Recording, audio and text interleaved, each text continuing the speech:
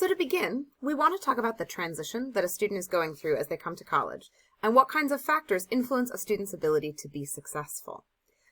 First is the situation itself. What is the transition? Well, for our students, it's going to college, and going to Agnes Scott specifically. Intellectually, this means moving from the academic expectations of high school to the more rigorous environment of college. Also, moving from a generalist curriculum to a specialized curriculum, even with our focus on exploration. But remember that each student also has a more specific situation that may be impacting them. Some students came from high schools that didn't prepare them well for college. They may struggle at first to adjust to Agnes Scott's rigor. Others are so eager for the chance to be challenged, they may thrive. Some students are eager to leave home because it wasn't the most ideal place. Others are really sad to be far away from home. Understanding the specifics of this transition and what it looks like for each student is key to helping make them successful. The second S here is the self.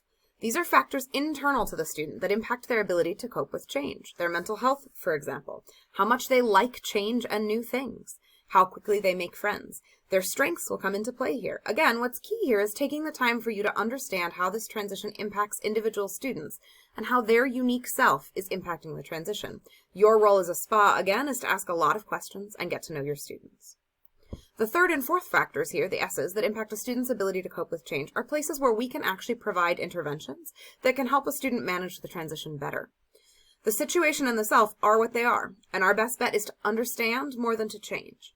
But with social support and strategies, we can play a more active role in helping shape this transition for students. Social support is part of being a SPA. This does not mean that you are a student's best friend. Far from it.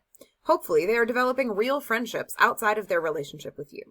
But you are part of their social network on campus. You can normalize the things they are feeling. You can help them feel connected to places, people, clubs, departments. You can help them feel like people on campus know their name and care about them. We want to focus on the intellectual and academic social structure here to keep a strong set of professional boundaries intact. But we know that even academically, students are more likely to go to a networking event if they know another student there. They're more likely to consider taking a class from a professor or attending an evening lecture event if they hear about it from another student. That is the social role you can play.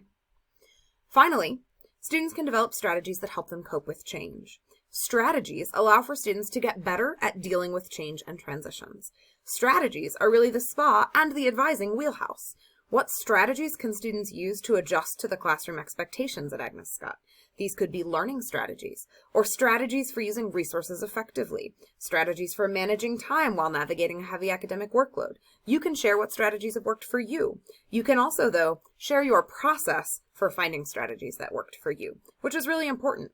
The specific strategies that work for you may not work for one specific first year you're working with, but the process of trial and error, of reflecting on your thinking and learning processes, of learning how to ask for help, those are universal.